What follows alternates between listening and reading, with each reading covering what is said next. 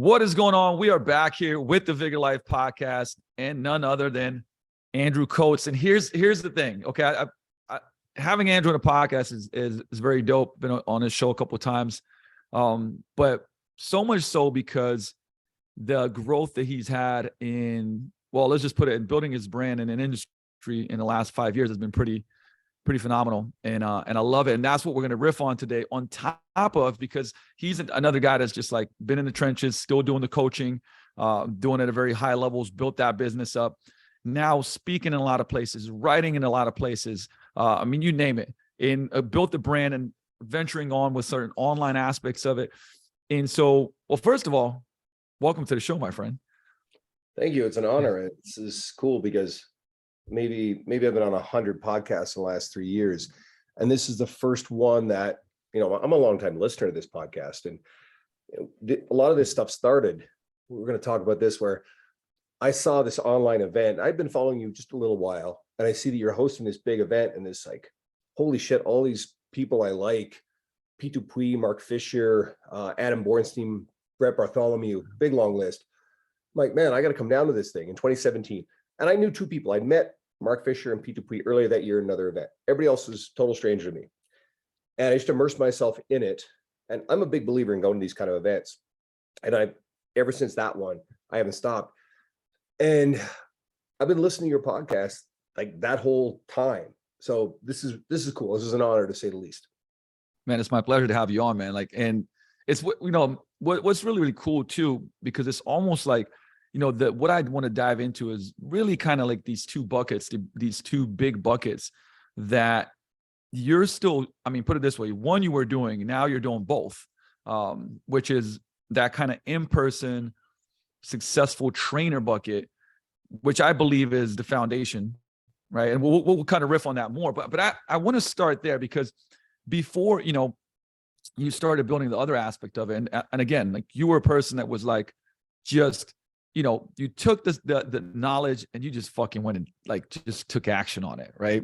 But before like building that aspect of it, I want to dive into building your in-person coaching business, your training business. And, and here's the thing is breaking it down between building it up when you started and building it up now. Cause I would assume there's certain things that are similar, but some things are different. Right.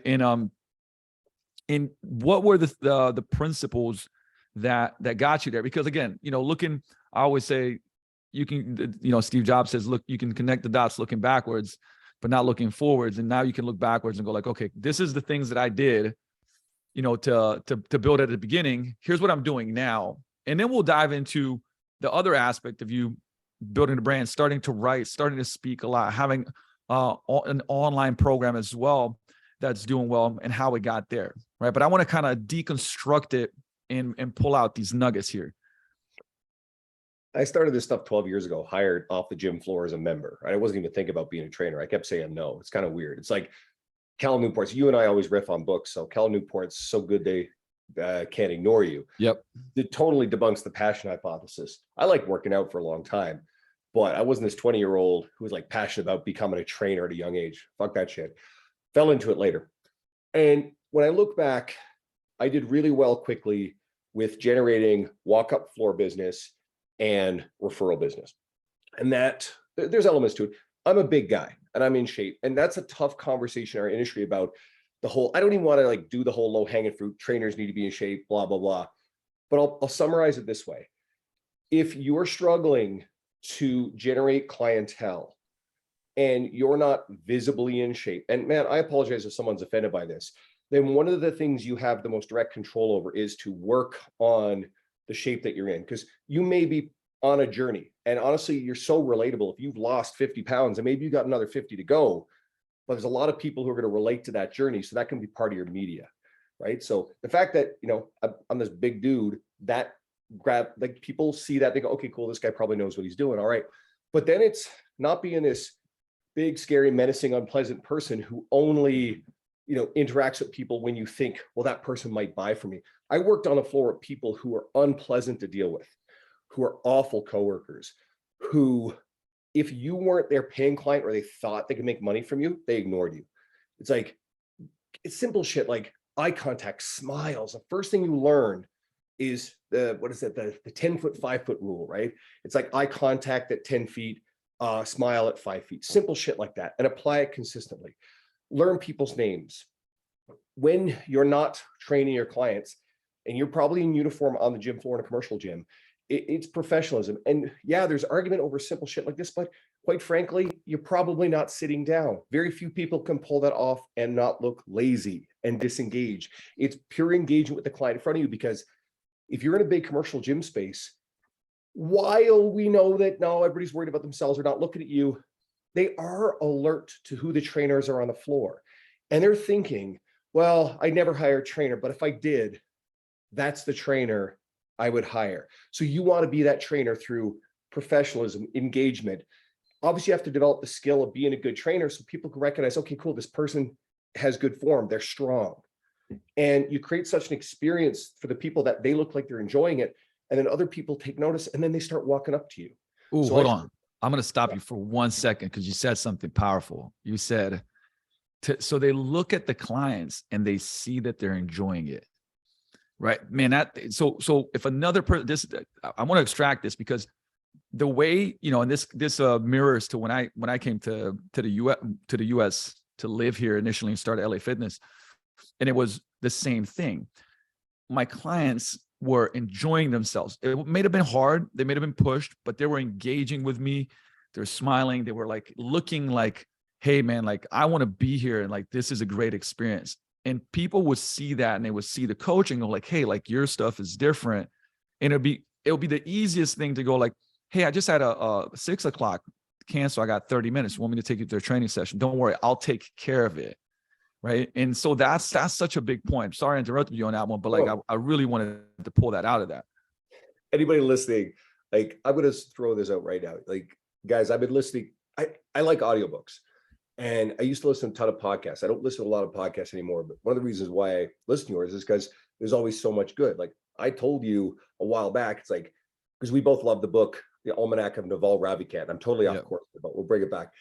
And I said, Luca, you got to get someone to dive into all your podcast interviews and your podcast and everything you've written for social media and do what Eric Jorgensen did with Naval stuff and put it together in an almanac. And of course, now you got a book on the go. So I want to say to people, listen, like just go back and listen to Luca's stuff because, you'll riff for days on all kinds of stuff. So try to think about, get my brain back on track. Basically, we were talking about on the floor and how essentially like you were working that with these like simple basics things that just really, really work. And I think that sometimes they're so simple that it's really easy to eliminate them out of your, because you're just like, yeah. Okay, cool. But what's the one thing that like is gonna make me crush it right now? Like, no, these are the little things every day that you do is gonna compound and it's gonna make you be hooked and your book of business is gonna grow.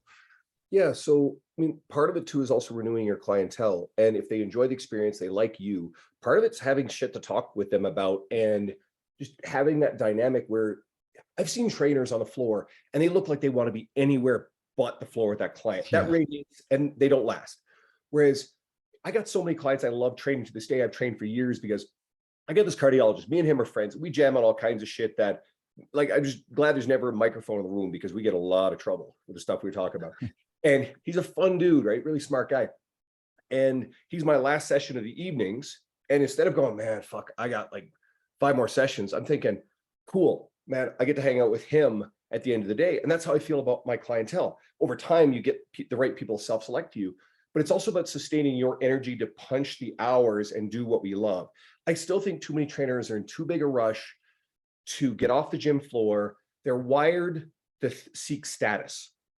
And they do it with all kinds of shortcuts, whether it's buying social media followers, which is easy to see through, or they're in a rush to become a business coach. Do you know what the single thing that the only business coaches I will endorse are people who, like you, like P2P, like Mark Fisher, who are still doing it, right? They're still running the business. John Goodman, there too. John has his online trainer academy and he's built all this stuff. He's not coaching people one-on-one, but it's people who still are actively working within their business and helping people directly versus the people who might have been training for 6, 12 months.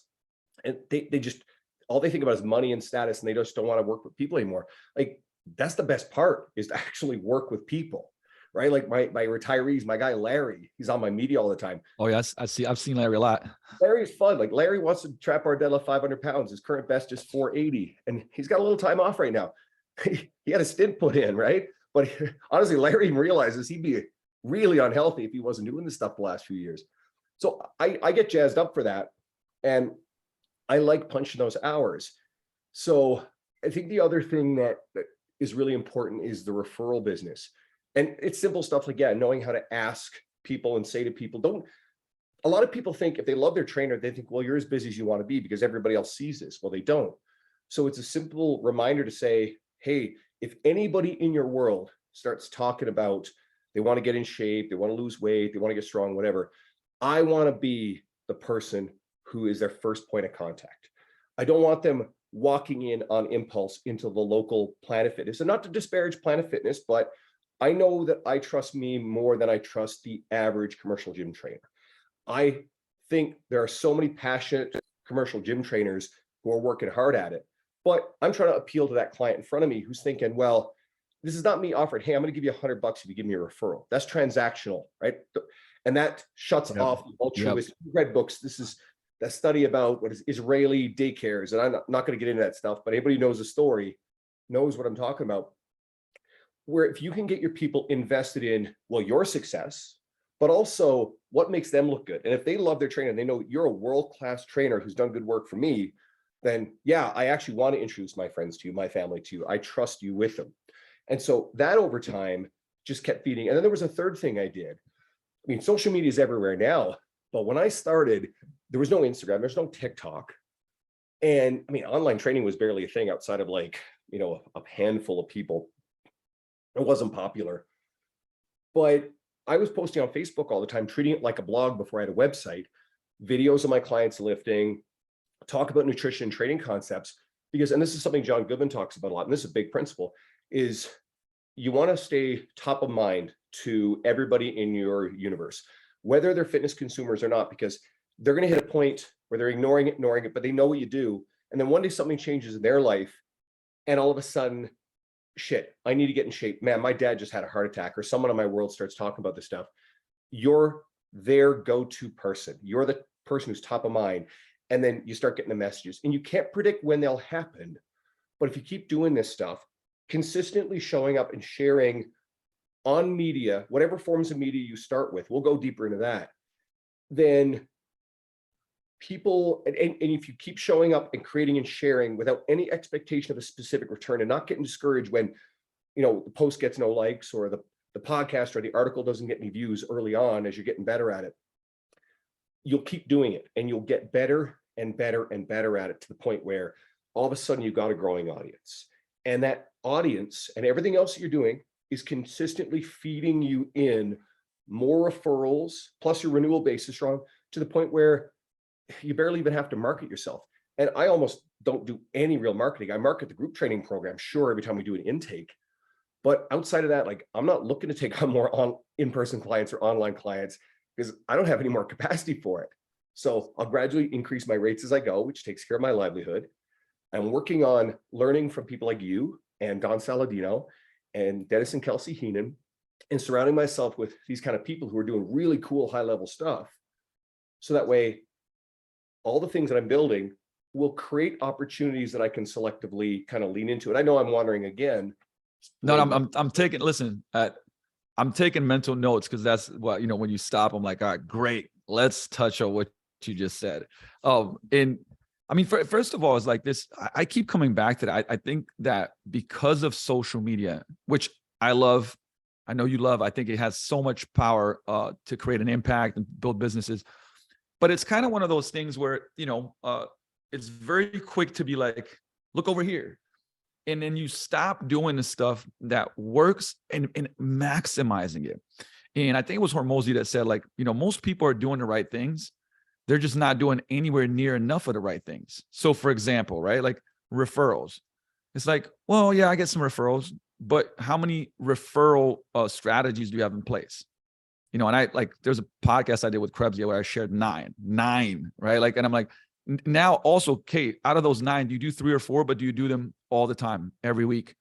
Right. And if you do that over the course of months and months and months, like it's just such a dramatic difference. It's not even funny. Right. So, or if like, hey, do you email market? Well, yeah, I do. How often? Once every couple of weeks. Okay. But what if you did it once a week? What if you did it twice a week? What if you did it for a year straight? Right. You're doing the right stuff. You just have to do like 5, 6, 7, maybe 10 times more of it. And that could sound, like overwhelming, but honestly, most of these things don't take a lot of energy. They just take structure, right? Point of sale referral, asking, hey, by the way, we do allow you to bring a friend to your first training session. Who you like to bring? You know what I mean? Having like action, like what you said. Hey, if anybody in your world, would benefit from getting healthier, leaner, stronger, looking better naked, I'm here for them.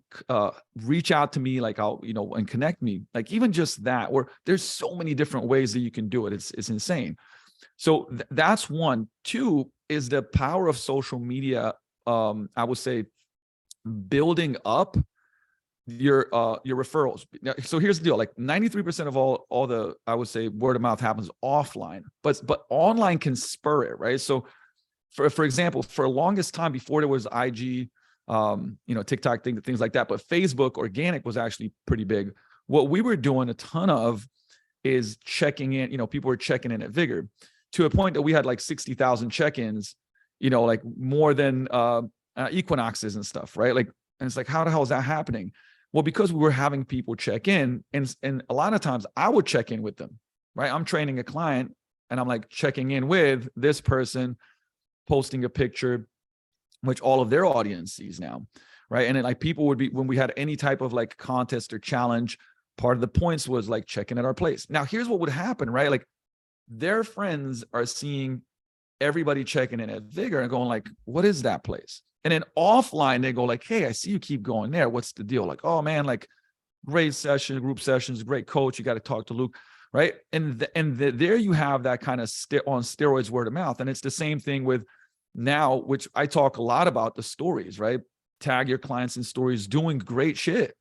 They share it because of course it's like, I'm proud of them. That's why I do it. They share it. Hundreds of their friends see it. After a while, it's like, oh man, like, look, you're getting really strong. Your form looks great, looking better. Like, what the hell are you doing? Oh, come in for a workout with me. I get a text, right? I get a text.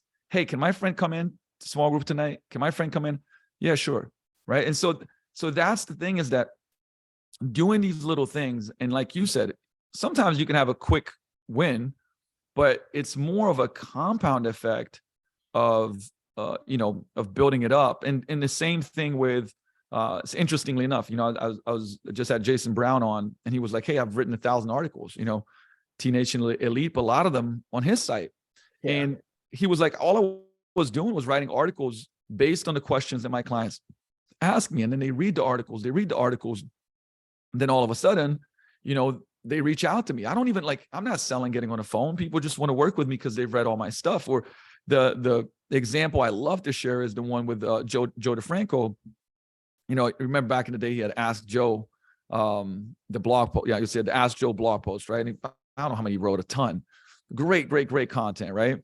And the way that Triple H found him was he was searching for something, landed on a Ask Joe article, dove in, and for 5 months he was reading that and using it, like getting results.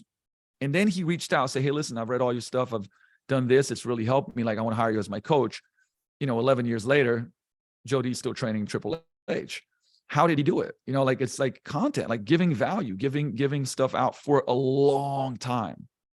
And there's so many examples in our industry. This is literally in the presentation I'm doing coming up a couple times about really successful people in the industry, and they're training celebrities. You got Don Saladino or fucking Ben Bruno or any other number of people, like Lee Boyce. You just had my pal Lee Boyce on your podcast, and Lee's trained Cal Penn and Robbie Amell and other people. And these people are producing tons of long form content, and there's a big display of their brand and their media and their career accomplishments. I mean, you work with Luke Wilson, very prominent former NFLer, Canadian dude too, which is cool. Yes. And I've seen on your media you working with other celebrities and high profile athletes, and that doesn't happen by accident, because ultimately these people are finding our resources along the way. The same thing happened with RP and Ethan Suppley. And I know he went from being, he was Tuna in the movie Blow with Johnny Depp. He was his buddy who sold weed, right? Yeah, yep.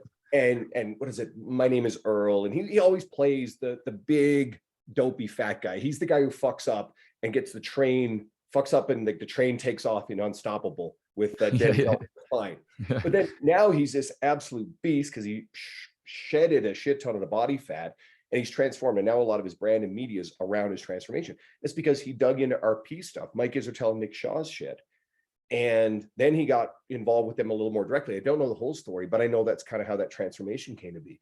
And there's so many examples of people who found credible people that the person who found them just happened to be a high-level celebrity. It's like Don with Hugh Jackman to start with. And that led to, well, Don's the guy who trains all the celebs now. And you know what's, but the thing is about it, right? Like, because this is one of the conversations that I love having. And I love having it with people that, like, again, that are doing it. Like, same thing when I had Joe D on and we were talking about in private. It's like, you know, how this is interesting. I posted this in my stories yesterday, I think, but I said, you know, how do you become successful online? And it was like, well, you get packed offline, right? Packed, like waiting list in your local area. You become the expert. And then through doing that, because the way that you got there, it means you got really good at the stuff that we're talking about, where you get really good at getting results, you get really good at communication, you get really good at people liking you, which is important, right? And you get good at retention and referrals. And then when you do that, you got a lot of experience and you got a lot of stuff to talk about, right? Like, it's the same thing as like, would you, you know, whether it's writing for T Nation or any, like the articles that I write now, I know the same thing for you. It's like, well, you got a lot to write from because you've done so much of it and you do so much of the training, right? So that's, and the thing is, online becomes so much easier because you've built a brand, right? First, I would say in person, and it's so much easier to transition. I truly do believe that. Look, some people will argue about this. I think there's no argument, to be honest, but you know, you got to do, I feel like 5 years at least in like really hard training. I mean, meaning just tons of training to where you're experienced. Like, you get good at coaching, you get good at retaining, you get, you know, you learn yourself, you put yourself through training, you're studying other greats to where now you're like, man, I got enough, like, you know, the thousands of hours of being able to talk about it or punch out a course or do this, that, or the other. And I think the people that don't do it really miss out and end up struggling more long-term. And this is what you're saying, right? Like, when folks recognize it's because you're doing it in the real world, you're sharing content from the things that you're doing. And people are like, man, that resonates with me. Ooh, I tried that. And then, you know, reach out. I'll give a perfect example, right? Like, I, for a while, have liked, supported Hatfield Bulgarian squats, right? I'm doing it with the safety bar on my shoulders and I'm holding the front of the rack. And then concurrently, totally separately, you're doing the same sort of thing. You're just holding the safety spotter arms. And so I've already written one article for T Nation for this stuff. As I've seen you doing this, so of course I reach out, I'm like, hey, Luca, do you want to, you know, help me with another article on this? And because we're doing the same thing, let's do an article for T Nation. And up to that point, you hadn't written for them before. You've written for all kinds of stuff. And it's kind of like, well, that's weird that you hadn't. So I'm like, all right, what do I do for the guy who's got everything? All right, cool. Let's get him into T Nation.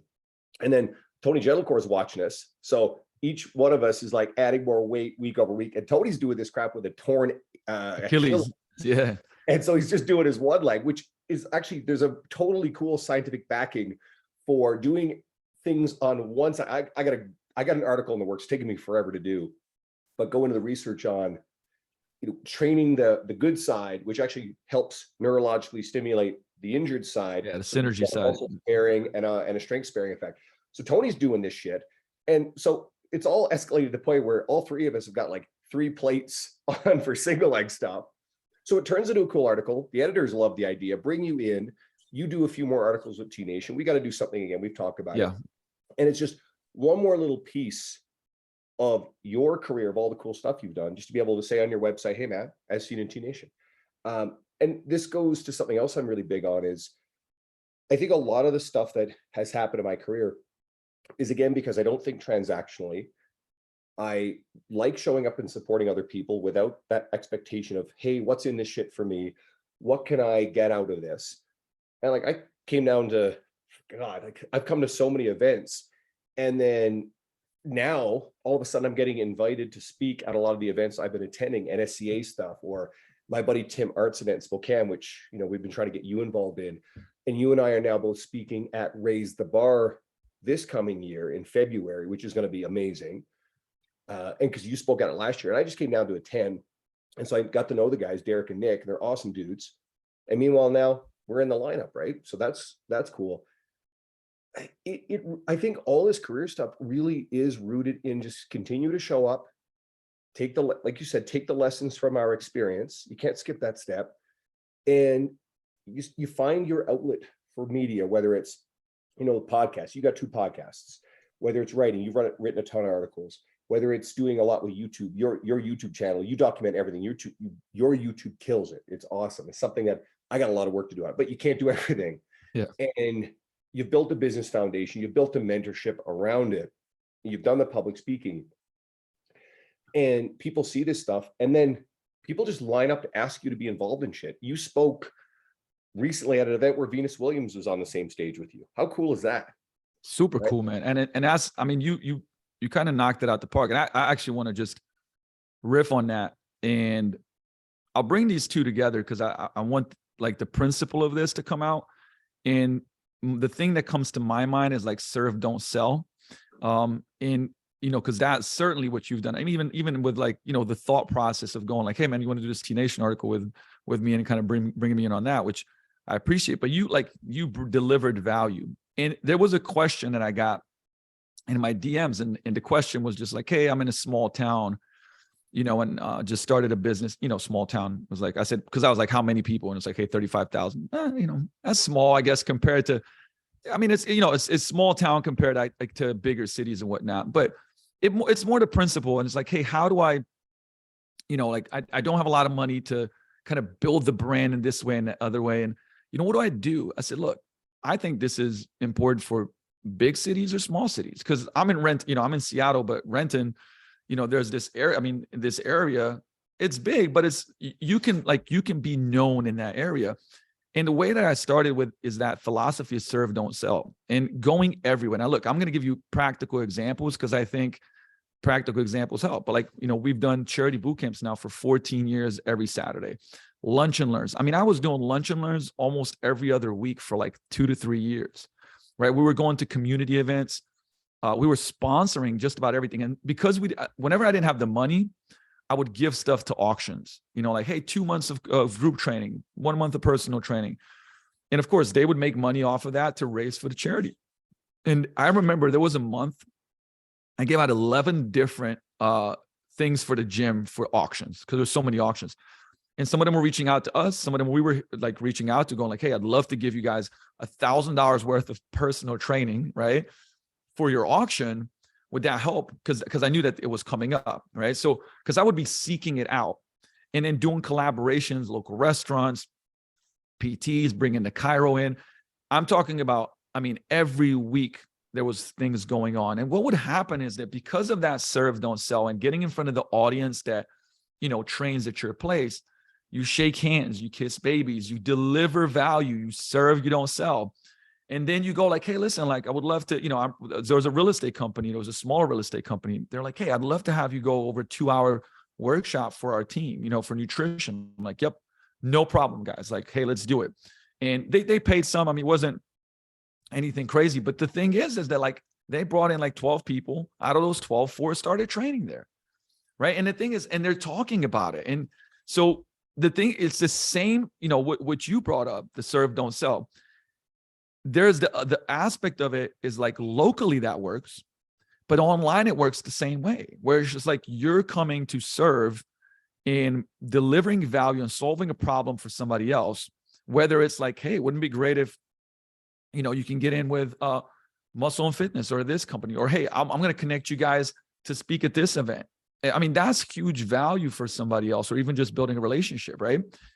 And I love what you just said, stuff like that. And I don't put this on my media because I'm not interested in getting points for it, because that's performative. But I'll say it here. We were in New York. We both spoke at our buddy Kenny Santucci's Strong New York. Anyway, so I invited my editor from Muscle and Fitness to come hang out because he's there. got him a guest pass, and introduced him to a bunch of people. I introduced a few people to him, including Nick Lamb, to create that connection, to get them in. But I introduced you to Jeff, my buddy Jeff Tomko, right? And again, with everything you're doing, in a way, all you've got to do is kind of you've done the work to earn the right to basically knock on someone's door and say, hey, I'd like to work with you. And they're going to look at this and go, hell yeah, cool. But it makes it a lot easier when someone else turns around and creates that introduction and vouchers for you and says, listen, this guy's doing great stuff.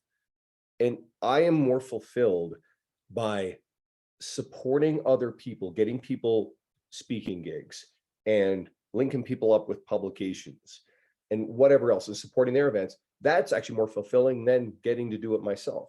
And because of this attitude of just giving without expectation return, whether it's social media or any of these other things, or just relationships, traveling, supporting stuff, it's given back to me tenfold. And all these opportunities that I could never have dreamed of. Like this presentation coming up, I literally started out by saying, I remember being on the gym floor in these old Star Trek uniforms. And I would see people like, Dean Somerset worked for the same company as me, but he was writing for T Nation, all this other stuff. And you see people like John Goodman and Lane Norton and Jordan Syatt. And it's like, okay, cool. There's all of us on the gym floor. And then there's this tier of really successful people, all the T Nation writers. And I didn't understand, well, how do you get from A to B? So I never thought this was possible. I never thought I'd be someone who could write for T Nation or Muscle and Fitness. And I never thought I'd be someone who could speak at conferences or be invited on podcasts like this. And those are limiting beliefs that everybody listening also has to start to discard, because not only are they not true, but also if you watch people like you, which I've studied you and Syatt and so many other people, there's clues as to how to go about it. And it's all, like you said, it's working and gaining the skill and the experience of being great at what you're doing, and then drawing inspiration from that experience that turns into the article, that turns into the YouTube video, that turns into social media. People shit on social media. They think, oh, it's a vanity metric. Man, it's been very beneficial in opening a lot of doors. People are, if they see that your following's real and engaged, which is easy to tell, then they're more likely to want to have you write for them or to speak at your event. And it's showing up every single day. It's not hard to come up with something from a conversation with clients or just something that's rattling around in my brain.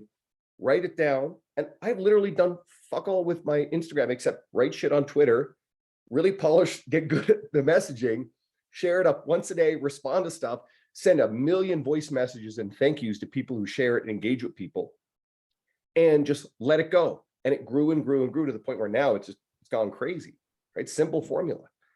I think it's wise, and I'm going to get on this, to do the reels really well. Honestly, most of the reels that I see from my industry are terrible. They're garbage. But if they'll watch what you're doing with yours, the way that the Hormozis do theirs are the best. Great content, but also that style. You get good at that. You also get good at creating highly engaging, highly shareable information in a format that, like what we did with Joel Jameson, right? You sent Joel to talk to me. And so we played around a little bit with just how Joel was going to approach his social media. What happened? Doubled his social media in the space of a few months because Joel took all that knowledge. Dude is one of the smartest people we know. And he just started packing it in a text-based graphic. And all these people, this stuff's getting shared by people who are following him. And then all these other people are seeing this in people's stories going, shit, well, I know Joel. I did his certification course. I did a seminar with Joel back in 2017. I got Morpheus. I've read his article in this. And it just soaked all these people up who already knew who he was because he'd done so much in his career. Hey, I've seen him at the UFC coaching Demetrius Johnson, right? That's the thing about that. Well, number one is like, look, the huge lesson here is like, when you help people win and you're excited about seeing people around you win, you're probably going to win, like, as an effect of that 100%. Right. But the thing about that's like a mindset of like, how can I help this person, and maybe they already, look, some people have more of what we want. Maybe it's money, maybe it's this, maybe it's that, but everybody can have help with something. Maybe there's the person that's worth 100 million, but their health is not in check. Right. Maybe there's somebody that, again, it's like they have this, but their back hurts or their relationship's not great or whatever else it may be. There's always some problem that you can solve. There's always something that you can help them with to win. And that's the big lesson because again, there's never been it doesn't take much. Like you said, it doesn't take much. It doesn't take much to introduce. It doesn't take much to help with something, but man, does it go a long way. And, because with that said, I would like to connect the two dots here with the start for you when it came to, did you even have an intention, for instance, on the writing side of things, getting into writing? How did you start that? And this is kind of like one piece of like building your brand, but let's zoom out and say, okay, what do you feel are on a spot, 3 things that you were like helped you build your band, but that were the biggest movers? Because I'm sure, like, there's a lot of stuff that we could kind of break down, but if it was 3 things that you focused on that you would share with everybody in the audience listening and going like, hey, look, if you do these 3 things, this is gonna, like, over the course of the next year, dramatically build your brand positioning and get you more opportunities, whether that's clients, speaking gigs, right? I think all of that falls in that bucket. This one's actually really easy. So the first one is the relationship side. And part of that is showing up to events like the ones that, that you host. I hope you'll do Vigor Ground Fitness and Business Conference again this year, right? I'm cheering for that. But by showing up to that stuff and leaning into the relationships and just meeting people because you want to meet people.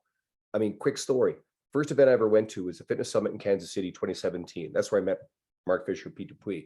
Got to know those guys. Pete Dupuis, quiet guy in the back because he's the guy who's not the trainer. He's a business guy. But I loved hearing him on podcasts. So I sat down, actually got to know him a bit, and Pete's a friend. But in addition to meeting Mark and Pete and Brett Contreras and Alan Aragon and a whole bunch of Greg Knuckles, Sohee Lee, I also just met and grabbed up on Facebook all these other people I met, like my buddy Tim Art. And then I found out my buddy Tim Art, oh shit, he's got this event in Spokane. Cool lineup. James Krieger's in it. So I go in 2018, then I go in 2019. And then the world's upside down in 2021, but he decides he's going to do his event. And so I fly down to it. And it was a pain in the ass to get testing.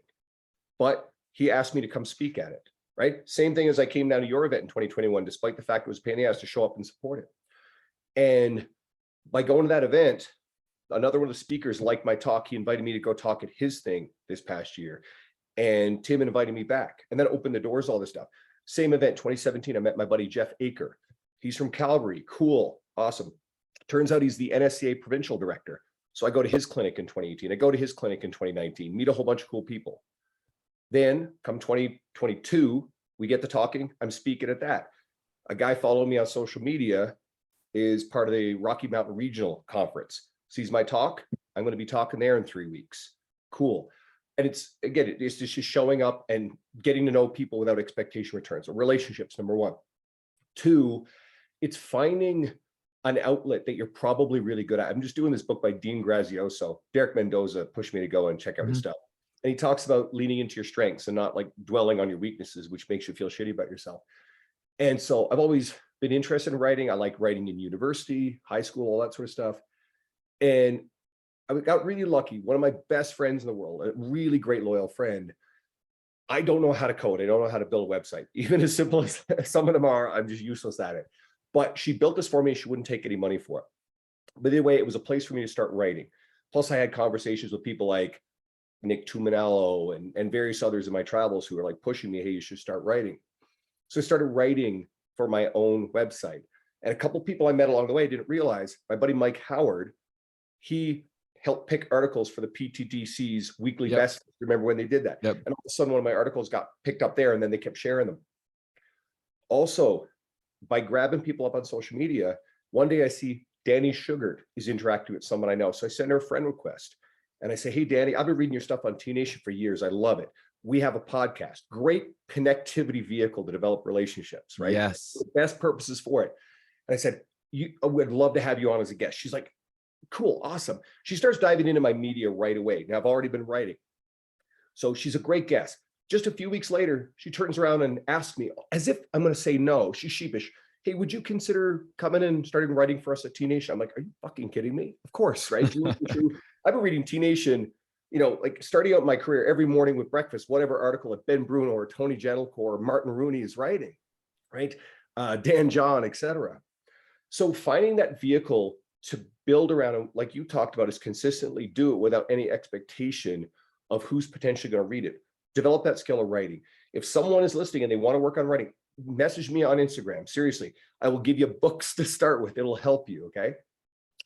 And then I think the third thing is, it is picking a social media strategy, and maybe you just focus on one. I think Instagram is still the credible hub. I think TikTok has more scale potential, but for lack of a better way to say it, I don't like saying it this way. 1-to-1, an Instagram follower is more valuable than a TikTok follower, right? But regardless of that, you figure out what is the way, who are the people who are doing the content the best? Who are the people who have the best messaging, have the best style, the stuff that you're seeing everywhere? Look in our industry. And then, I don't know, maybe you just talk to those people, learn from them, or you just mimic it. You develop a similar style, but something that's authentically your own with your own authentic message.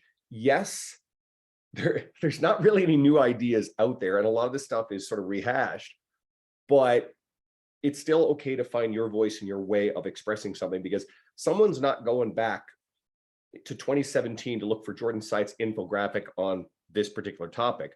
But if whatever you post shows up today, my favorite response is always, I needed this today. And I get it all the time.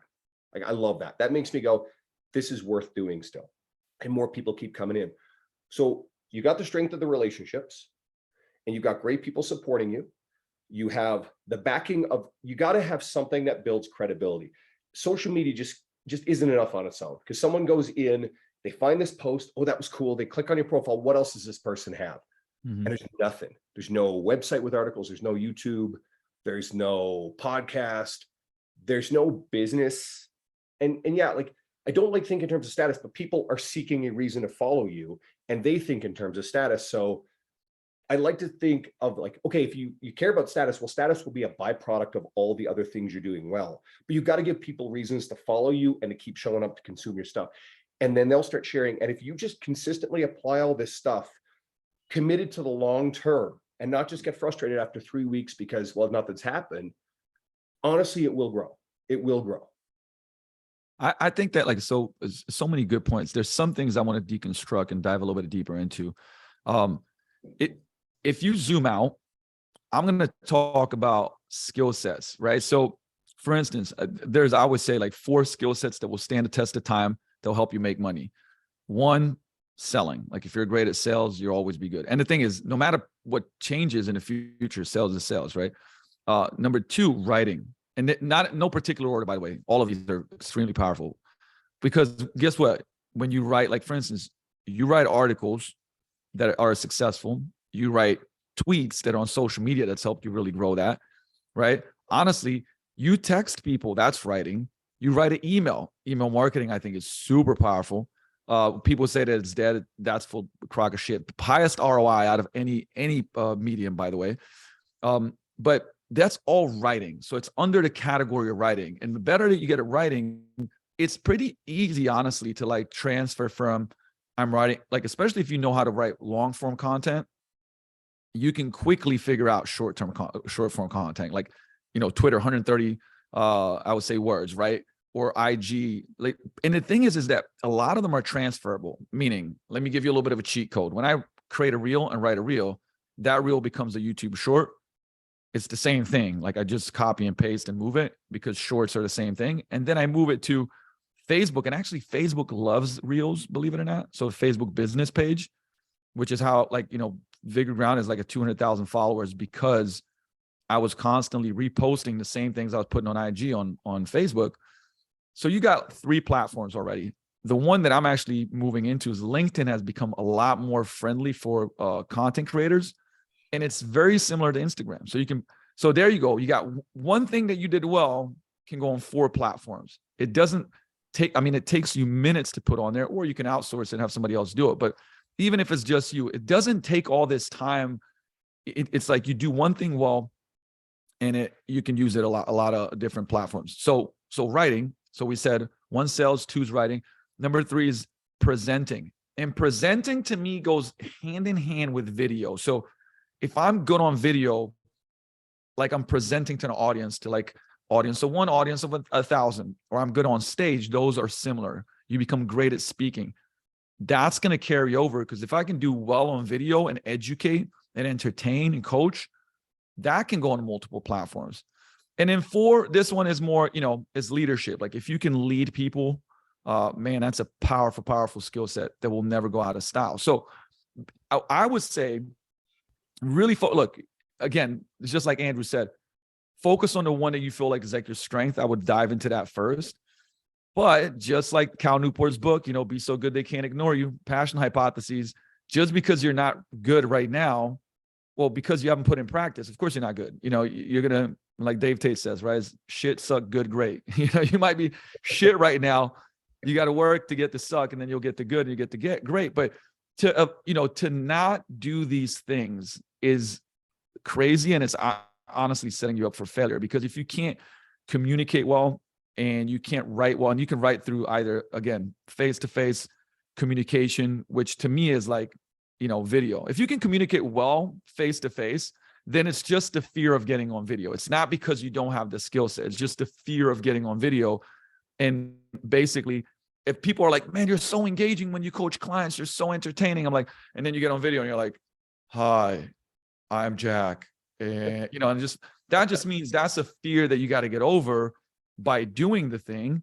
Right. So again, you have that. To me, you're a coach that has tons of potential to share this message online through video and educate people. Right. So I think that's what's really, really important, is that, everything that we've talked about and like the examples that we use for ourselves, or the people that, have done really well in this industry, it comes back to that. Like they're sharing their knowledge, they're educating, entertaining, inspiring through some certain mediums that people can find them.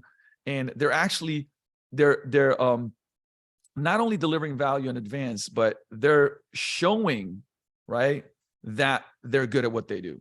Not saying it, showing it. There's 2 things I want to grab on there too. And what you just described, the 4 things. Again, I like that book, The Almanac of Naval Ravikant. We both got real jazzed up when that came out. That was good. Naval talks about leverage, right? In order to, and he's talking through a lens of generating wealth, sure, success, but the ability to sell is a way to create leverage. He talks about things like code and writing. So any of these things that you develop, an article you've written, you always have a video you do, you always have a presentation you do, you always have. If you have skill at things like coding, fuck yeah, lean into that stuff, because that's a way to generate wealth. And leadership, all these things are ways to, they're infrastructure or ways to build infrastructure that allows you to scale. You as a leader has allowed you to build and have bigger ground thrive, right? Which has allowed you to scale your ability to help people and scale your ability to earn wealth.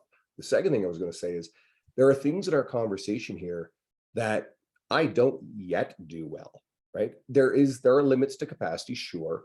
And it can get overwhelming to try to do it all. And anybody listening who feels a bit lost because we're talking about all these things, don't try to do it all. That would be a mistake.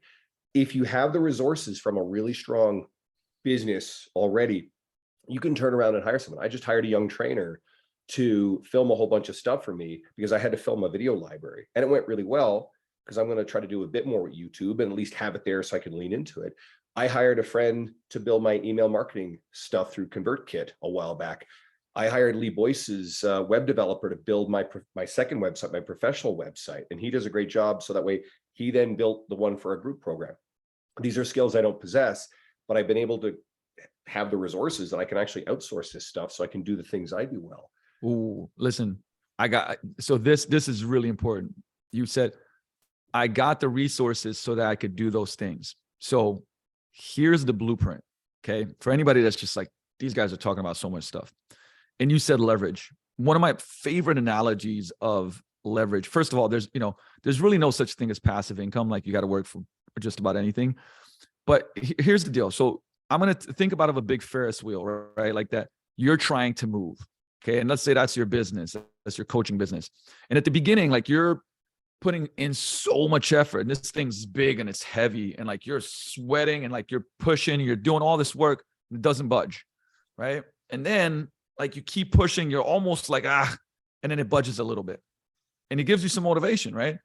And then you keep working and you keep working and you keep working. And now all of a sudden that wheel doesn't take as much energy, right? To spin. Now, at a certain point in time, when you got it spinning fast, you're just doing this, right? You're just using a little bit of energy to make it continue to move at a fast pace. That's leverage. That's your business. But now the thing is, if you stop, it stops eventually, right? So the thing is, you do have to keep working. Now, this is my analogy for take the coaching business, take your fitness business. The wheel, if you're an offline trainer, is like to get that thing spinning, get booked, right? How many hours that is, we're not going to dive into that, but put it this way, if you're a person that's just like, I don't know why I'm not successful, but I'm training 12 hours a week. Like, listen, that's not going to do it, because you got to do what Andrew said, build resources. And, Alex talks about this a lot, where it's just like, the first part is like, you just got to work a lot and work more, because guess what? If you're smart, you're stacking those resources, that money, so that you can and buy back your time. And step one might be like, I'm going to get an admin. Boom. Now I'm not doing the billing. Now I'm not doing this. Now I'm not doing follow-up, CC rejects, all that stuff. Then, step two might be, if you're going to build a coaching business in the gym, it might be like, yeah, I get another trainer. But it also might be like, you know what? I'm going to be solo. Maybe I'm going to spend some money on somebody editing podcasts or doing video, right? Like, but the thing is, you have the resource now. And that's the kicker. So first get that wheel spinning, and that might take, years for you to get booked and be like, damn, I'm doing well. I'm making bank. I've been stacking on the side. Okay. Now it takes a little bit less to keep this wheel spinning. I'm going to start this other wheel, and I'm going to put some energy into getting that thing started. But I can, because I got so much less energy I need to put into this, because I got help from this person, this person, this person, and I'm doing well. The mistake is in this industry, and I think a lot of industries, but this one specifically, is that folks are trying to get 4 heavy wheels spinning, or 3, and they don't move shit. And then they get frustrated and they go like, man, this is not working. And it's like, Patrick Bet-David would tell you the same things. Like, listen, sure, I'm doing a lot of things. Hey, look at Luca, he's doing all these things. I'm like, the first 7 to 8 years, I dreamt, slept, bled, everything was training, being the best at training, all that. I mean, all day, all night, like that was it, right? And I'm not going to give you the amount of years specifically, but I'll tell you what, 3 to 5, like you gotta work that. And the thing is, you're going to have that wheel spinning, and then everything else becomes easier. I promise you, because your positioning will be better. People will know you. Will have money and resources to be able to invest in other things, right? It's kind of the same analogy as like growing out of a gym, rather than going like, hey, I got a $500,000 loan, don't really have an audience, don't have a good website, don't have anything, don't have former clients, but I'm going to, fucking kill this. And it's like, build and they'll come. And it's like, nope, that's not a good idea.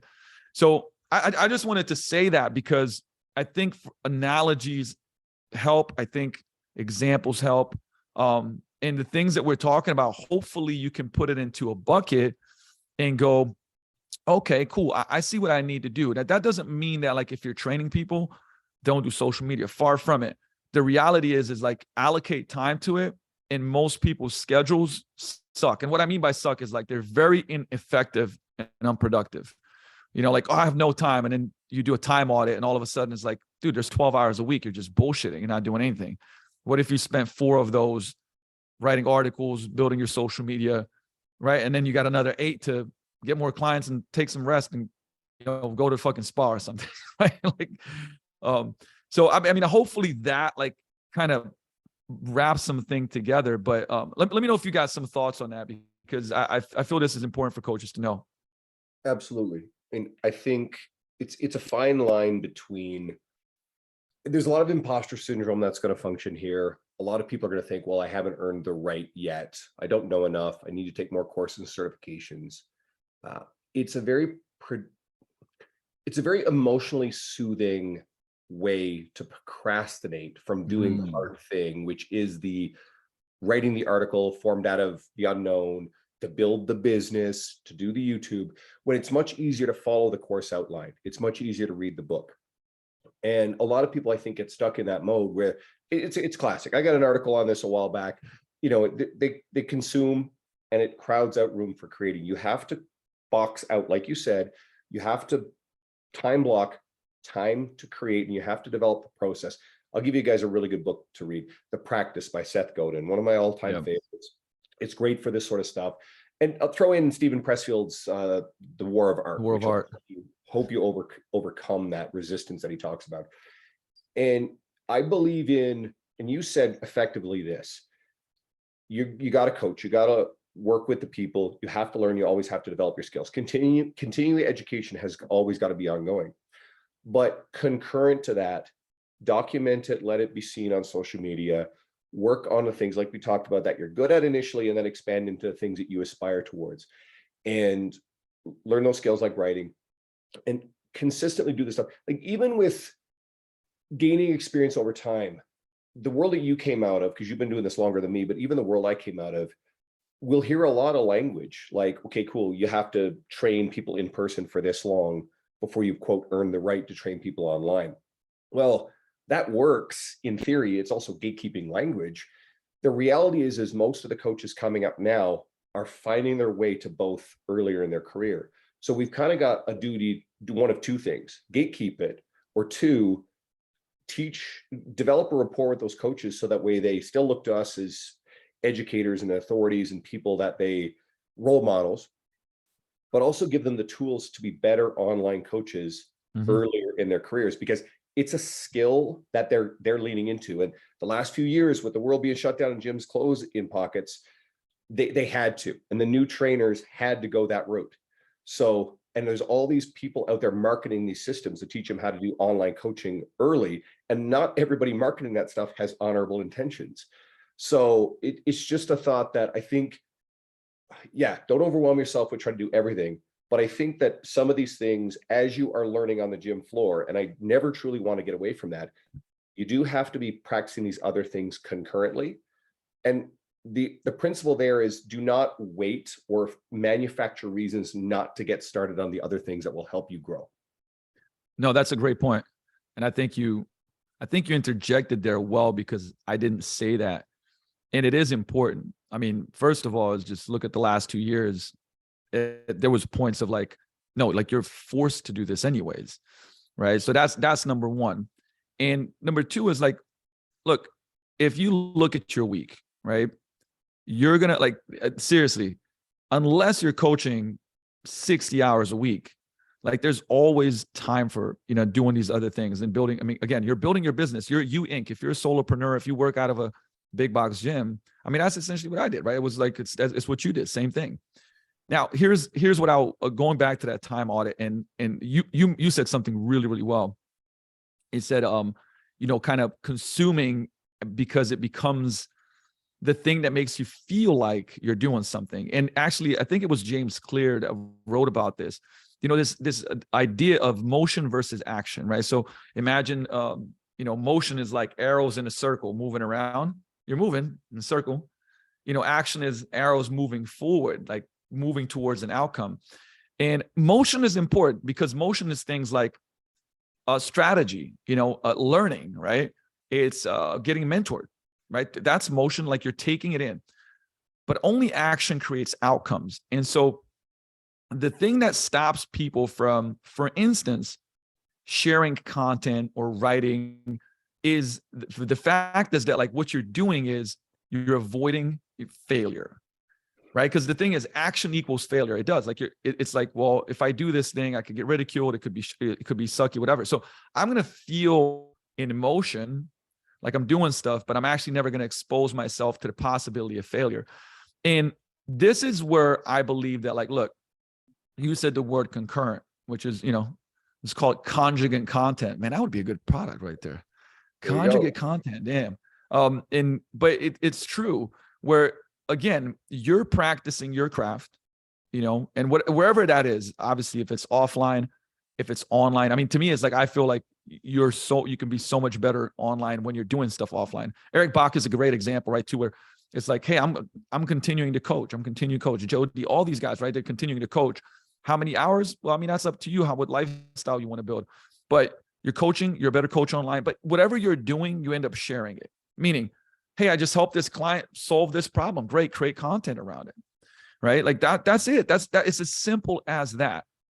And I mean, this is Gary Vee stuff. And it's really cool because you just shared, you've mentioned it before, but you just shared the photo of you hanging out with Gary Vee a bunch of years ago, right? That shit's really cool, but we're already doing it anyway. And you do this as well as anybody does with your YouTube. So like anyone listening who's finding this episode through my media, I mean, first of all, you probably know who Luke is anyway, because I splash him around everywhere, but go look at Luca's YouTube. Okay, go look at Luca's Instagram, follow him for the love of God, please, and just see how he does all this stuff. But go look at his YouTube, because you're going to see we do this stuff anyway. And I mean, there are things that I'm telling people to do that I struggle with because I haven't done it all, especially the video stuff. But you can look at examples of people do it well, because if you're inclined or just damn well determined to do it, like Luke is coaching people in his business that he owns and has coaches there. He's always immersed in this, but there's always video being taken of what's going on. And the other thing that's this concurrent, learning and showcasing, and you talked about it recently when we were in Vegas with Joel in your presentation, is you go to a seminar, you learn something. And then what do? You immediately go and you film that and you demo it and you put it on your media. Not only is that the best way to reinforce your own learning of it, but you can then turn around and share it with more people. So if you're doing stuff like this, even if it's tricky to get started, that Ferris wheel you talked about, if you keep banging your head against that and you're determined, that wheel will get moving. All the stuff that I've done, all the stuff that you've done, I promise you, not everything was smooth sailing right out the gates, easy. There was a lot of time and doubt and the fear, sure, the fear of failure, fear of criticism, fear of ridicule, fear of being exposed as an imposter when I'm sharing something that, I mean, first of all, I like to say, like, Eric Cressy and John Berardi, they're not looking at your social media, so don't worry about it. But funny enough, because I met Mike Isertel and all these other people in my travels, funny enough, they're actually watching this shit. I got Lou Schuler really reading my earliest articles because I met him in 2017, right? Former editor of Men's Health and other shit. But you got to set aside these fears. You got to work past this stuff, and you got to just decide, all right, this is what I want. I'm willing to push through this. I'm willing to keep showing up, and I'm willing to get good at it. And I, you know what? I forgot about me sharing that at the event in Vegas, but I'm glad you brought it up, because it really, when I look back again, connecting the dots back, this is, I would say this might be one of the biggest reasons to share more, is that you have to become a better teacher and communicator to share stuff on social media or on YouTube. Like, again, like if I do a whiteboard video on YouTube and some of them are, 50 minutes long, 30 minutes long, I'm just teaching. What do I have to do? I actually sit down for like a couple hours before, write it out on a whiteboard, distill it. Like, what am I going to talk about? How is going to, like, I want this to be really good. And then I teach it, and I have to become better to teach it. So again, if you come from a conference, you just went and did a mobility seminar, right? And you're like, wow, there's so much stuff there. Cool. In your notes, when you went over the seminar, when you come back, teach an in-staff, record it, share 5 of the biggest takeaways you had in video, showing it, show 5 drills that like you're going to start doing every day. I mean, there's so much content that you can use from what you learned, and you're sharing it with others. And what you're doing is like, you're helping others because you're teaching them what you learned, but you're becoming a better teacher yourself because you have to distill it. Same thing with podcasts. Like, I have an episode coming up solo where I'm sharing, some stuff that like I've known and learned, but I'm distilling it into like about 5 points. And it's taken me time. I'm going to be better to doing that podcast, and that podcast is going to be a very valuable episode. So again, now, do you need permission to do that while you're growing as a coach? No, of course not. Like, if you, again, serve versus sell, right? Like, if you have that in mind, and like, you're not trying to sell anything other than give valuable content and serve, guess what? Whenever you do ask for a sell, you'll have built up so much value that it won't be annoying, right? That's that whole, like, jab, jab, jab, right hook from Gary Vee from a long time ago, where I give people a ratio. I say 10 to 1. Some folks will say 5 to 1. Like, for every 10 valuable pieces of content, that you put out, you can easily ask like, hey, go buy my stuff. And when I say buy my stuff, obviously in a way of like the stuff is going to solve somebody's problem. But if you do that, nobody will be pissed off. Matter of fact, there'll be a lot of people that won't buy your stuff, even if they don't need it, because you've been so valuable to them. And so again, you can start doing that right away, that you don't need permission for that. And there's a big difference between that and, like, for instance, selling, like doing something that you're not actually doing in the real world. And I think that's where people sometimes will have a disconnect in the integrity. Like, even if you got 3 to 4 clients and you're busting your ass being the best coach for them, and you're learning and you're improving, and the stuff that you're helping them do, you're now sharing with the world, and the stuff that you're learning, you're sharing with the world, man, kudos too. Actually, I encourage that like 100%. You'll become a better coach faster, both offline and online, when you're doing that. And I think that might be, for anybody that's in the first years of their career in the industry, it's probably the biggest sell that I have for people to start doing content. Or like, think about even for us, we've been in this game for a long time. Like, the amount of time I'll spend to write an article, just distilling it, thinking it through, like for whether it's T Nation or right now I got a couple in the chamber as well. Like, I mean, you gotta go like, okay, what's important? All right, how am I going to break this down? Like, it makes you a better communicator and a better coach to have to do that. So, and the thing is, you don't need to be on T Nation. You don't need to be. Every single person I talked to that eventually became a big writer and wrote for big sites started with their own blogs. I have at least a couple hundred of my own, and probably another 100 guest ones, before I ever got like a big site to write for. And anybody can do that starting today. It's funny. Yeah. I've had a fair number of people over the course of the last 4 years ask me how to get on T Nation. And one of my pals, I actually introduced you to him, Daniel DeBrock, and he's now the director of educational content at Kabuki Strength, because he took everything I told him, which we talked about earlier, and he did it. He actually applied it. He kept submitting, and then he got on with T Nation. He got on with Elite FTS, Barbend, and Kabuki Strength, which led to this.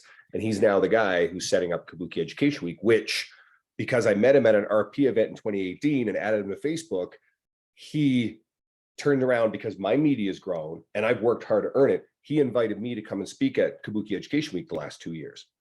Cool. Whereas a lot of people have gone in and asked, and what I know they're really asking is, hey, can you introduce me to your editors? And my default answer to that is no. I mean, especially if someone's looking, because they're asking for something from me instead of how can I do something to support other people. And the only people who I have turned around and grabbed, and usually I do it without them asking, and pulled them into T Nation, like I did with you, like I did with Dr. Tim DiFrancesco, like Ali Gilbert and a few other people, Ben Mudge, Natalia Mello, or a few other examples. I did it because they built such a legacy of working on all the other shit that we talked about, that they've got the career accomplishment to the point where I'm like, hell yeah, you'd be a great fit for T Nation. And then what am I doing? Because I just don't have the time to feed T Nation an article a week or even every month. Yeah. I'm trying to get Chris and Danny, my editors, bring them great people to the door. Like with Tim DiFrancesco, and I'm pretty sure you know who Tim is. Yep. Tim, he worked with the Los Angeles Lakers as the head strength and conditioning coach for 6 years. He owns a gym in Salem, Mass. The guy is legit. He's a doctor of physical therapy. So we connect online, get chatting. He's done the work. And so we put together this article based on his ideas. So I sent it in, and Chris comes back to me. He's like, oh, we kind of got a problem here. This is like 7 articles. We want to expand on all this stuff. But Chris is worried because it's like deeper dives that they have to go into the stuff that Tim knows. So Chris is worried. He's like, well, they kind of got to cut me out of it. I'm like, dude, I don't care. I'm doing all you guys a favor. This is nothing to me. Yeah. And they still turn around. They like paid me for, the article, but they didn't publish that one, but they just did a whole big series. And I'm like, hey, cool. I don't have to do any work here. Everybody's happy. I've earned some credits, so that way I bought some time not having to send you guys anything while I'm working on other shit. And what do? We help out Tim, who's a good dude. We got good stuff going into T Nation. It's the same thing with you. Bring you in, then set you loose in there, write a few more things. Same shit. And that's how this is, like, I know it sounds, look, this is so interesting, right? Because it sounds so corny. It's like a fucking shirt tagline, right? Like, but if you do that, and like we just gave different examples of how to do it in different places, right?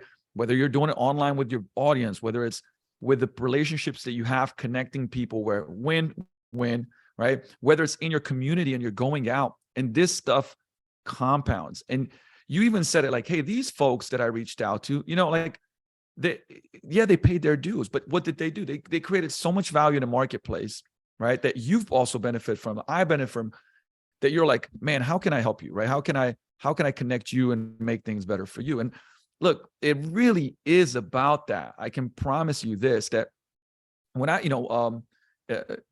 local chiropractor, Dr. P, we call him, Dr. Jeff Petrilli. I've been going to him for 15 years.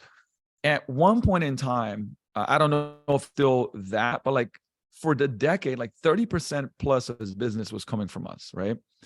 Happily. Like I don't need, and I think is I never asked for anything. I know, like he was just, great active release tissue guy, great chiropractor, incredible human being. People would come back and be like, thank you so much for, sending me there. Right. Like, and it's like, guess what? For him, like we've done so much stuff over the years, with high def, the way that we connected, everything was about giving. Everything was about connecting. Everything was about solving somebody else's problems. And then you do so much of it. And I think, online and being able to write articles and videos and stuff, you do so much of it that as it compounds and that reciprocity comes back, same as you said, same as Jason Brown said, just like, or even for me, it's like you just start getting leads consistently. It's just like, you don't even need to, and again, I'm far from against paid advertising. We do it. I think it's smart. But when you do all those things, even at Vigor here, I was just sitting down with, I would say a potential GM that I'm really looking forward to hopefully making happen. But like, I was breaking down. I said, hey, look, in the past 3 months, we've had 102, organic leads just through the site. So that's 34 per month. And I'm probably lowballing because that's didn't count some walk-ins. It didn't count a whole bunch of other things, right? So you're looking at 30 to 40 leads per month organically, where I'm like, listen, I don't even want to spend ads right now because I don't know if we can fulfill a back end with the way that we're doing things right now. But those things are a compound effect of everything else, right? I'm not sure who said this, right? That there's really 3 ways to like generate kind of business. And like one is paid advertising. And again, I'm for it, but you do have to know how to build a funnel and know how to copyright VSLs, like, which is skills you should learn. But to learn those is going to take time, right? So that's paid. For most people, that we even coach in our mastermind is like the second one, which is it's the quick hitters, but those are not like long-term. For instance, John Goodman talks about the 5-1-60. We call them hand raiser posts. And there's all these different examples, right? Where you can generate business today, referral strategies, all these different things. Important, very important. But number three is the long-term stuff. That's the social and having conversations. You do a great job with that, reaching out to people, connecting. It's writing articles. It's creating videos. It's writing emails to your newsletter, writing blog posts on your site, doing a podcast. And those don't have as quick of an effect, but they're like a snowball, right? It starts small and it builds and it gets momentum and it gets bigger and bigger and then it becomes unstoppable. And then you're like, where's this guy coming from? Oh man, I've been reading your emails for 5 years. What about you? Oh, I saw this video that you did. Oh, I saw you speak at this thing. And it's just compounds so much and builds on itself, and it's worthwhile doing. But the thing is, that third one, you got to start today to build it, right? Every time you're like, well, I'll start later. The snowball won't grow. And it has a unique effect too. The right people more and more self-select to work with you. So if you have, you talked about, you have a limitation on capacity with the space size of your gym, right? I have a limitation on the number of time slots I can train in person and online. So unless we find other ways to scale, which we and people in our space are looking for ways to continue to scale outwardly into online. Don Saladino, Kelsey Heenan, they fucking kill it at this. They're the role models for this. But outside of that, well, cool, we raise rates a little bit or whatever's appropriate. And the people that are coming in, they're going to, if they're the ones who are finding you and finding that, well, this guy writes for Muscle and Fitness magazine, this guy goes and speaks at international conferences, then you're going to get people who complain less, are comfortable paying more, don't, if they cancel, like the doctor I just mentioned, if he gets stuck in the hospital, he texts me, he's like, yo, bro, I'm stuck in the hospital, take the session, right? There's not even, no fuss, nothing. And they treat you with respect, which makes your life a little bit easier. And those people stay longer, which means you have less time spinning, worried about where that next client is coming from. And it's a self-fulfilling, self-perpetuating system that just makes you more and more secure. How many coaches during COVID, or even before it, 1 foot in, 1 foot out of the industry, worried about where the next client's going to come from? And then everything just comes crashing down and all the gyms get closed. How many people left the industry because they were never secure in the first place? Yep. Whereas I've always looked at, one of my favorite books on this is Nassim Taleb's Anti-Fragile. And he uses the example of the two brothers, the guy who works for, I think it's like 60,000 pounds a year for a corporation, and then the cabbie brother who day to day, it varies, but it works out at 60,000. And a lot of people think, well, okay, which one's more secure? And everybody thinks, well, the guy with the corporate job. Bullshit.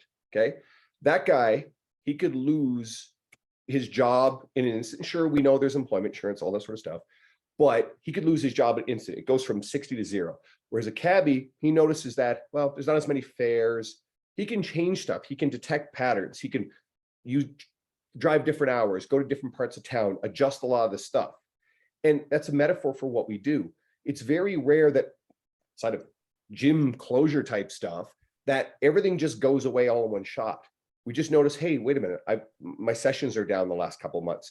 We can pivot and adapt, and we can do a ton of things, a lot of which we talked about, so that way we can continue to build up that business. We can change our tactics. We can learn. We can grow, because every trainer is worried. Oh, all my clients are all going to just not renew tomorrow. We all have that fear. We grew up with that fear. We've all been there, right? That's gone now because of all the stuff I've done. But our business, I'll leave up here, and I'm muddying this message a little bit, but we're lucky to get to do what we do. We're crazy lucky. There's so much potential to earn. And there's the coaches who are like, oh, I don't care about money, I just want to help people. Well, guess what? It's a lot easier to help a lot of people if you figure out ways to scale that reach, which means social media and all these other resources we're developing. If you are earning a greater livelihood, which keeps you in the game long term, because there's no pension plan for this, so we got to save for our retirement. And you get to wake up every day excited to go do something you love and spend time with people you enjoy. And that's why I'm so passionate about, I've been lucky, I've been blessed. I have great people in my world like you, like so many other people who've been supporting me, who I've learned from, great mentors, great role models. And I love giving back and supporting other people, because this has been unreal to me. I can't even believe the career and the lifestyle I get because of this.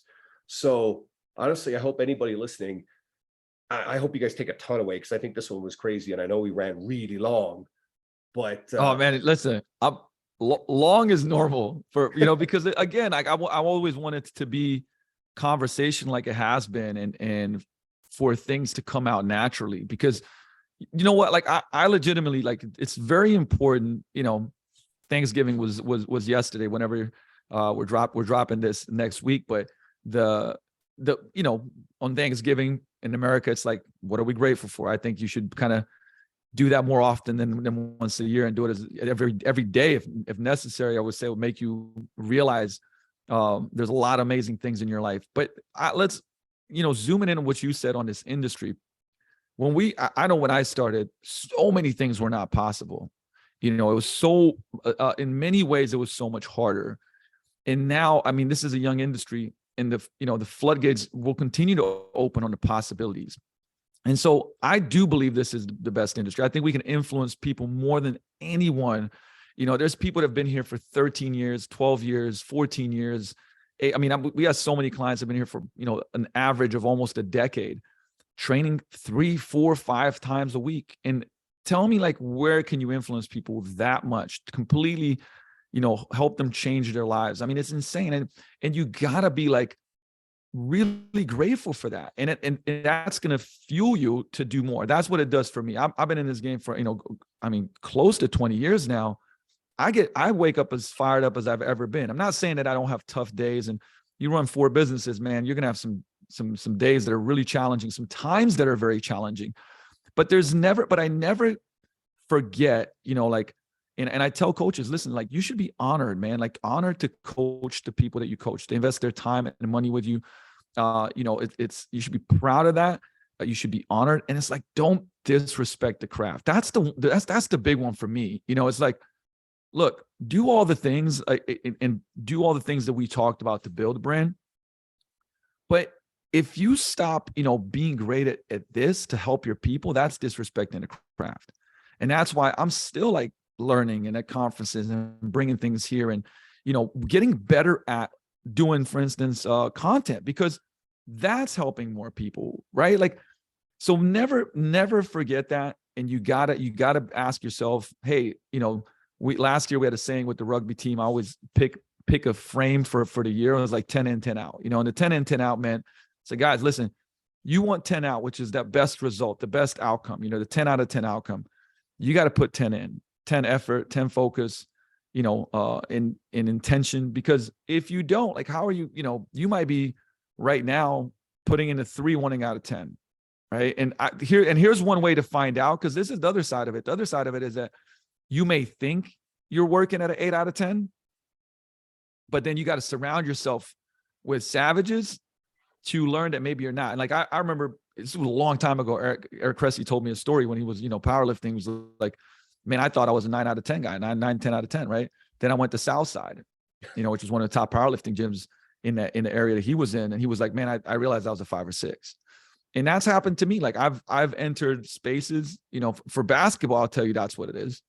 Like, you dominate somewhere and then you go to the biggest leagues and you're like, damn, I am like, man, I gotta. So then you get a realization, like, I gotta step my game up, or you're like, oh my God, this is too hard for me, right? And you got to surround yourself with that to even get the awareness of what it takes. I think it's great for you. I think it's important for you because it rubs off. And if you learn and you apply, you'll be successful, right? If you do that 10 in, 10 out, you do it long enough, like, you'll succeed. If you keep learning, keep improving, stay humble. Again, it sounds like, oh, I've heard that before, but listen, if you keep hearing it from a lot of the people that you respect and are where you want to be, you should buy into it and like go all in on that stuff, and you'll go in the direction that you want. And I'll use a quick example. One of the reasons why I follow your social media so closely for so long is just that.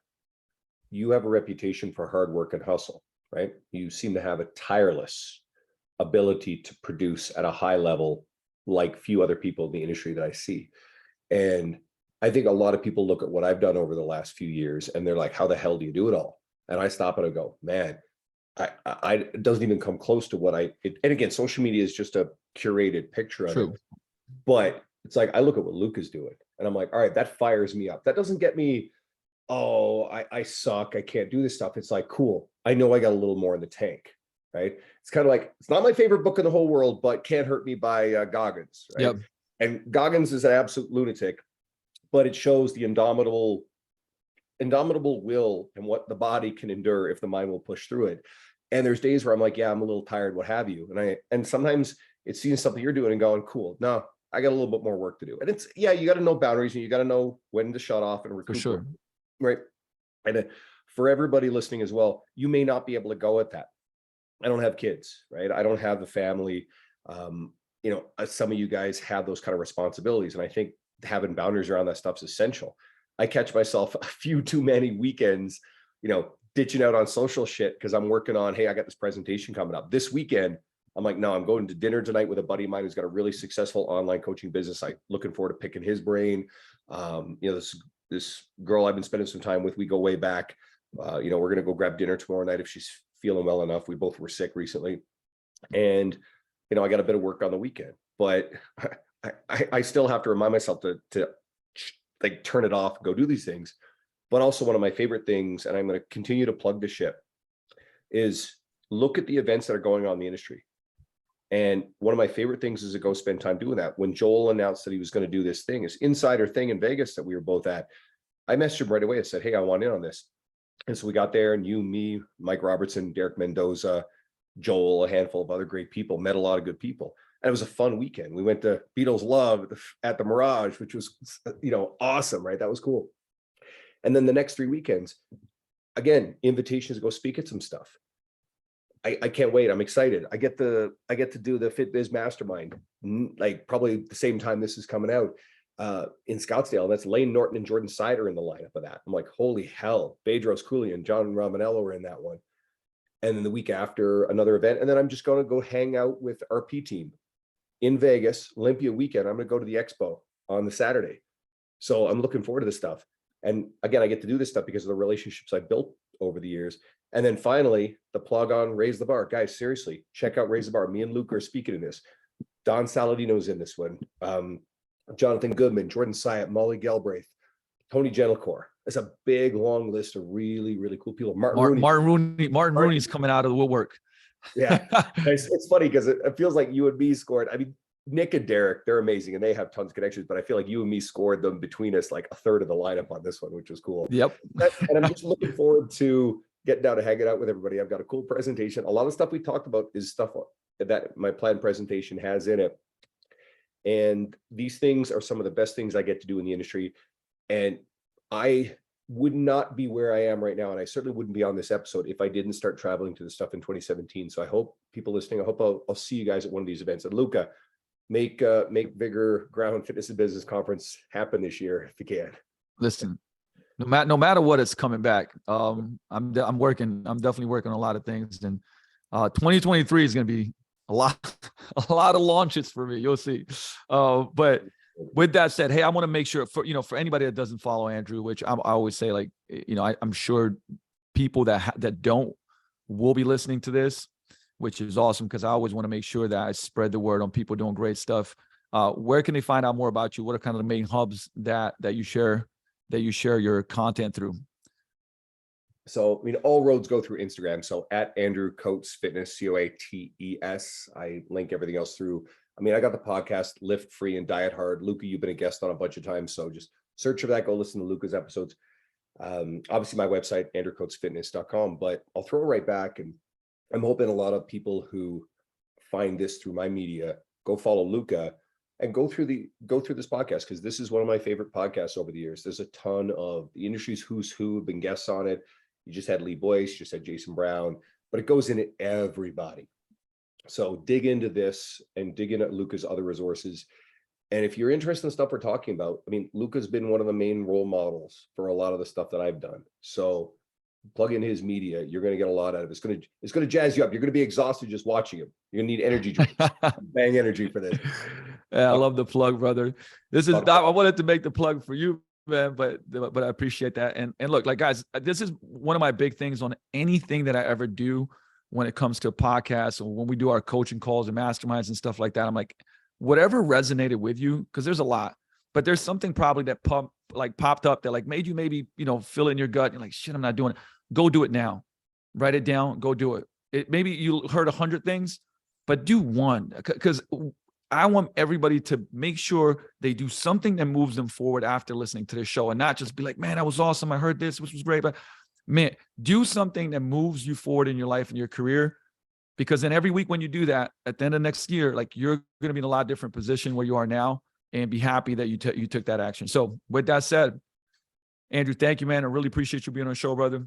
Thank you for everybody that's tuning in. You could have been anywhere, but you were here getting better with us. So be ready, put into play. Next episode coming out. Peace out, my friends. Thank you, brother.